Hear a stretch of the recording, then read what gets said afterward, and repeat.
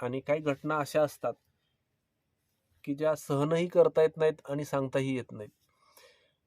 ह्याचा अर्थ असा की आपल्या घरातल्या गोष्टी काय असतात मित्रहो, की त्या सांगताही येत नाहीत कोणाला आणि स्वतःच्या स्वतः आपण ज्यावेळेस तो प्रकार मिटवण्याचा प्रयत्न करत असतो आणि अनेक प्रयत्न करूनही तो थांबवता येत नाही. तर त्या ठिकाणी एक वेगळ्या प्रकारचं विदारक असं वातावरण तयार होतं. थेट वेगळ्या टप्प्याला येऊन ते थांबतं. मग अशाच प्रकारचा आज या ठिकाणी आपण म्हणू शकतो की ओठ आपलेच ओठ आणि आपलेच दात. या ठिकाणी आपल्याच जर ओठाने, दाताने आपलं ओठ आणि जीभ चावली तर ते सांगणार कोणाला? अवघड जागेचं दुखणं असतं मित्रहो ते. तर अशा पद्धतीनं आता अशा पद्धतीचा प्रकार आपण या ठिकाणी पाहणार आहोत आणि आपण तो प्रकार पाहण्यासाठी आता जाणार आहोत तालुका बारामती, गाव सिरसुफळ या ठिकाणी.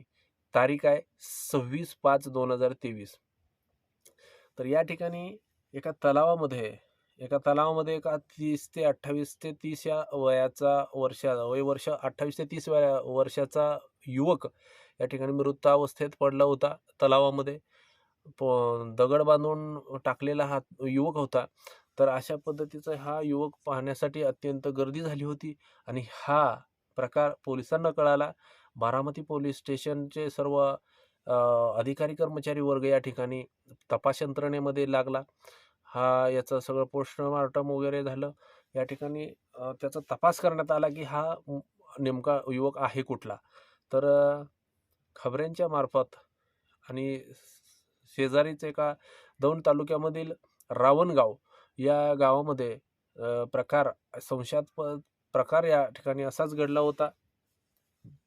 म्हणजे ही व्यक्ती तिथलीच आहे अशा पद्धतीची माहिती या ठिकाणी खबऱ्यांमार्फत व्यक्तींना मिळाली, पोलिसांना मिळाली.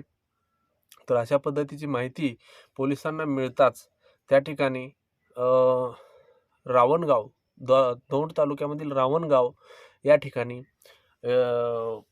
हे बाराते या कुटुंबामध्ये अशा प्रकारची घटना घडली की मुलगा त्यांचा गायब झाला होता. असे त्या ठिकाणी वातावरण निर्माण झालं होतं आणि त्या ठिकाणी खबऱ्यांमार्फत माहिती संशयास्पद मिळाली होती की त्या घरचा मुलगा गायब झालेला आहे आणि वेगळ्या पद्धतीची थोडीफार माहिती मिळाली होती. त्या पद्धतीने पोलीस खाकी वापरून त्या ठिकाणी 31 ऑगस्ट 2023 या ठिकाणी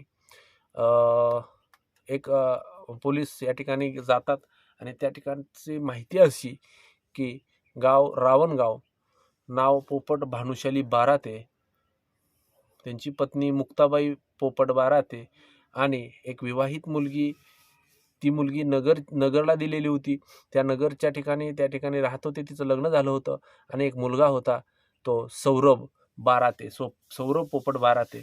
अशा पद्धतीचे 4 माणसं या ठिकाणी राहत होती आणि विषय असा होता मित्रहो की या 4 माणसामध्ये एक मुलगीचं लग्न झालं होतं. ती तिच्या माहेरी होती, सासरी होती. तर त्या ठिकाणी सौरभ हा एकुलता एक मुलगा त्यांचा आणि या ठिकाणी असे 4 जण या ठिकाणी राहत होते. त्यातली एक मुलगी तिकडे गेली आणि राहिले 3 जण, आई वडील आणि मुलगा. तर हे 3 जण एका कुटुंबामध्ये राहत होते. अशी कुटुंब होतं. मग अशा पद्धतीने 31 ऑगस्ट 2023 रोजी बारामती पोलीस या ठिकाणी रावणगावमध्ये आले आणि त्यांची थेट चौकशी केली. संशयास्पद मृत्यू अशा कारणाने त्यांची चौकशी करता वडील अतिशय वेगळ्या पद्धतीने उत्तर देत होते. उडवाउडवीची उत्तर या ठिकाणी वडील देत होते, जेणेकरून पोलिसांना कुठल्याही पद्धतीचे धागेदोरे या ठिकाणी सापडत नव्हते. परंतु त्यांच्या उत्तरांमध्ये उत्तरांमध्ये प्रश्न दडलेला होता. या ठिकाणी उडवाउडीच्या उत्तरामध्ये त्यांना साफ कळलेलं होतं की हा मृत्यू नसून हा आहे खून. तो कशा पद्धतीने उलगडा करायचा खाकीला काय सांगता येत नाही, आपलं सांगायची गरज नाही. तर खाकीचा धाक दाखवून या ठिकाणी बरेच गुन्हे कबुली या ठिकाणी करता येते. परंतु या ठिकाणी खाकीचा दाखही दाखवायची गरज नव्हती. कारण की काही गोष्टी अशा असतात की आपोआप ते तोंडून बाहेर पडतात. तशा पद्धतीने तो विषय होत होता आणि वडील हे उडवाउडवीची उत्तर देत होती, मला काय माहीत, मला काय मुलगा माहीत नाही कुठे गेलाय, तो मेलाय वगैरे वगैरे वगैरे अशा गोष्टींची उडवाउडवीची उत्तरं दिली. त्या ठिकाणी अशा पद्धतीचं उत्तर दिल्यानंतर पोलिसांनी त्यांची चौकशी थांबवली. त्या ठिकाणी जास्त धागेदोरे मिळाले नाहीत, परंतु त्यांच्या चौकशीअंती कळालेलं होतं, एक 50% तपास त्यांचा पूर्ण तिथं झाला होता. आणि या ठिकाणी शेजारी पाजारी आजूबाजू गावामध्ये त्यांची चौकशी केली असता अनेक गोष्टी समोर येत होत्या, संशयास्पद होत्या. आणि त्यांना विचारण्यात आलं की बुवा तुम्हाला तुम्ही या गावातून जात असताना, म्हणजे ह्या रावण गावामध्ये जात असताना, रावण गावामधून एक मागच्या 3 महिन्यापूर्वी हे कुटुंब चौघेजण या ठिकाणी, तिघजण या ठिकाणी या रावण गावामधून गेले आणि येताना एक मागच्या हे प्रकार घडण्याच्या अगोदरच 2-3 दिवसाखाली ह्या गावामध्ये ते नंतर आले, पण जाताना तिघेजण आणि येताना दोघंजणच. मग मुलगा कुठे गायब झाला अशी त्यांना अतिशय खोलवर माहिती विचारली असता त्यांच्याकडून वेगळ्या पद्धतीची उत्तर या ठिकाणी मिळत होती मित्र. आणि या उत्तरातच उत्तर त्यांचंही दडलेलं होतं. आणि मित्र, सांगण्याचा मुद्दा असा आहे, मग नंतर ह्यांचा या वडिलांची चौकशी झाल्यानंतर आई मुक्ताबाई पोपट बाराते हे त्यांच्या मुलीकडे नगरमध्ये राहायला होत्या. तर तिकडे राहायला गेलेल्या होत्या. त्यांच्यामुळे त्यांच्याकडे पोलीस यंत्रणा तिकडे धाव घेतली त्यांनी आणि त्या ठिकाणी त्यांची चौकशी केली की बाबा या ठिकाणी आपला मुलगा तुम्ही नेमका कुठे गायब केला वगैरे. तर त्यांनी सांगितलं बाबा इकडे नाही तिकडे नाही वगैरे.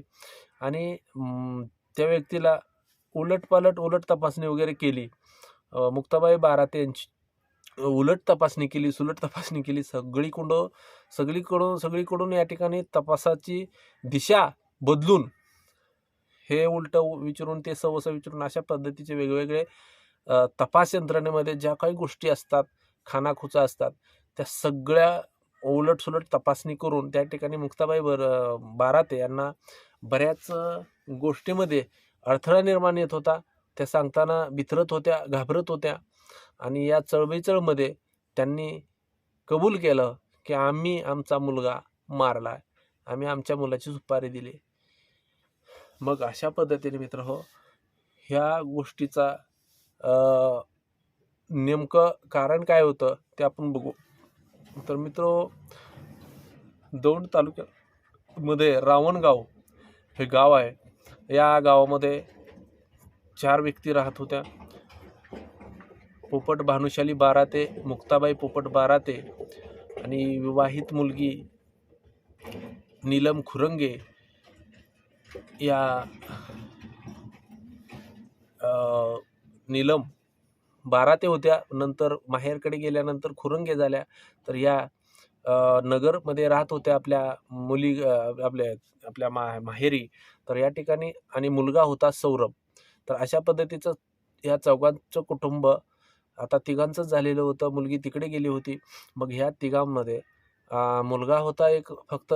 आणि या मुलगा इतका लाडावलेला होता, इतका त्यांनी लाडवून ठेवलेला होता की कुठल्याही गोष्टीचं त्याला भान नव्हतं, कुठल्याही गोष्टीची भीती नव्हती. आणि या भीती नसल्यामुळे तो मुलगा अतिशय वेगळ्या वळणाला या ठिकाणी गेला. गावातील काही 4 वाईट वागणुकीच्या मुलांच्या संगतीनं म्हणा, माणसांच्या संगतीनं म्हणा, त्यामध्ये एक वेगळ्या पद्धतीचा आपल्याला त्याच्यामध्ये बदल झालेला दिसतो. आणि ह्या बदलामुळे त्याच्या वागणुकीमध्ये अतिशय वेगळ्या पद्धतीनं फरक दिसत येतो. आणि तो दारू प्यायचा, तो गांजा बिडी वगैरे सगळ्या गोष्टी करायचा, जो व्यसनी मुलांना असतात.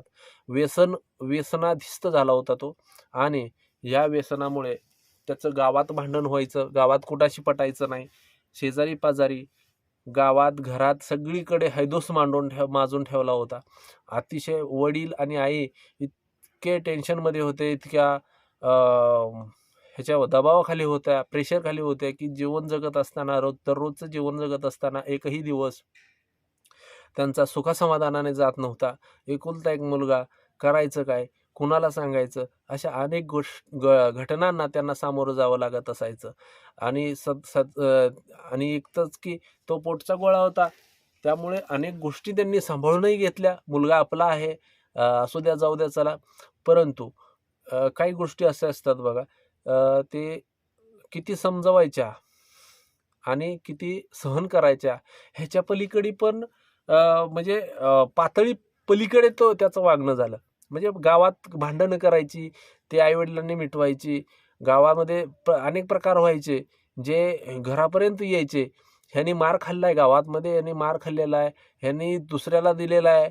मग अशा पद्धतीमध्ये वय 28 ते 30 वर्षाचं, करणी काहीच नाही, स्वतःचं कर्तृत्व काहीच नाही, परंतु दारू व्यसन इतकं भयंकर होतं की सारखे दारू प्यायची, भांडणं करायची. ह्या गोष्टींना इतके आईवडील कंटाळले होते की त्यांना एके दिवशी असं वाटत होतं की आपण निपुत्र राहिलो असतो तरी चाललं असतं, किंवा हा मुलगा जन्मला नसता तरी चाललं असतं, नको आहे आम्हाला हा मुलगा.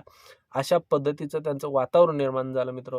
आणि या वातावरणामध्ये सततच्या त्यांच्या विचारामुळे नको नको होता अशा पद्धतीच्या विचारामध्ये आणखी ह्याचं भर पडत होती की दररोजच्या दररोजचे भांडणं मिटवण्यात त्यांचा दिवस जायचा. गावामध्ये कुठल्याही पद्धतीची इज्जत मात्र ठेवली नव्हती मुलाने. मग अशा पद्धतीतच आई वडिलांना वाटायला लागलं की हा मुलगा आपल्याला नको आहे, ह्याचं मरायलाच पाहिजे. अशा पद्धतीची वल्गना या ठिकाणी आईवडील करायला लागले. अशा पद्धतीचे विचार आईवडिलांच्या डोक्यात यायला लागले की हा मुलगाच नको आहे, ह्याचा मृत्यूच व्हायला पाहिजे, मरून जायला पाहिजे, आम्ही सुखी खाईल, अशा पद्धतीचे वल्गना, अशा पद्धतीचे विचार या ठिकाणी त्यांना यायला लागले. तर अशातच त्यांच्याच गावाचा बबलू तानाजी पवार, बाबासाहेब भाऊ गजानन गाढवे, अक्षय चंद्रकांत पाडळे, ह्या तिघांना वडील पोपट भानुशाली बाराते यांनी आपल्या मुलाच्या हत्येची सुपारी दिली. 1,75,000 रुपये देऊन हा मर्डर करायचा, हा खून करायचा, अशी सुपारी या ठिकाणी पोपट बाराते यांनी आपल्या मुलाबद्दल दिली. मित्रहो, ही सुपारी या तिघांनी घेतली आणि या ठिकाणी सौरभ याला अतिशय दारू पाजली, अतिशय जास्त दारू पाजली, जेणेकरून तो भानात नव्हता. भानात नसताना त्या तिघांनी या ठिकाणी बेल्टने गळ्याभोवती पट्टा आवळला आणि त्या ठिकाणी मृत्यू त्याचा झाला. तो मृतावस्थेत पडला. त्या ठिकाणी त्यांनी बारामती तालुक्यातील सिरसोफळ या गावामध्ये तलाव होता, त्या तलावामध्ये नेऊन त्याचा मृतदेह एका दगडाला बांधून टाकला. आणि ही घटना आपल्याला समोर आलेलीच आहे, आपण पाहिलंच आता. मित्रहो, या सगळ्या प्रकारातून आपल्याला शिकवण काय घ्यायची आहे? तर समाजामध्ये जगत असताना अनेक गोष्टी घडत असतात, अनेक घटना घडत असतात. परंतु ह्या घटना घडत असताना काही साक्षीदार असे असतात की त्यांना माहीत असतं, त्यांच्या नातेवाईकांना माहीत असतं, त्यांच्या भाऊभाऊकीत माहीत असतं. परंतु काही हलकट माणसं, हलकट वृत्तीची माणसं असतात, जे माहीत असूनही त्या ठिकाणी त्या व्यक्तीला अडवत नाहीत. पुढचा परिणाम बघण्यासाठी ते उत्सुक असतात की वाईट होण्यासाठी ते उत्सुक असतात. म्हणून आपल्या पोटच्या गोळ्याला मारत असताना त्यांना काही बरं वाटत नसतं प्रत्येकाला. परंतु ते घडायच्या अगोदर लक्ष देणं आपलं कर्तव्य आहे, आपली जबाबदारी आहे. आपली नाही प्रत्येकाचीच नाही की त्याला फक्त जन्म द्यायचा आणि त्याच्या लग्नापर्यंत त्याचा सांभाळ करायचा, ही जबाबदारी नव्हे. तर दररोजचा दिवस या ठिकाणी आपल्या मुलाचा कशा पद्धतीने व्यतीत होतोय, तो कोणाच्या संगतीमध्ये आहे, कोणाच्या वाईट संगतीमध्ये तर नाही ना. किंवा आपण म्हणतो दुसऱ्यांच्या वाईट संगतीत जाऊ नको, पण आपलाच मुलगा जर वाईट असेल त्याच्याकडे पण लक्ष देण्याची गरज आहे. आपलाच मुलगा जर वाईट असेल तर इतर मुलांचं सुद्धा नुकसान होतं, इतर मुलांच्या आयुष्याचं सुद्धा राख रांगोळी झाल्याशिवाय राहत नाही. म्हणून आपल्या स्वतःच्या मुलाची पारख करा, त्याची पडताळणी करा. ज्या पद्धतीने बँकेत, पोलीस स्टेशन किंवा शाळेमध्ये एक 2 महिन्याला एक हे येतं बघा, चौकशीचा एक माणूस येतो, काय कुठल्या कशा घटना घडल्यात काय वगैरे वगैरे. मग अशा पद्धतीचं आपल्या मुलांवर देखील या ठिकाणी अशा पद्धतीचं लक्ष त्या ठिकाणी ठेवलं पाहिजे, जेणेकरून आपल्या मुलांची वागणूक ही वेगळी झाली नाही पाहिजे.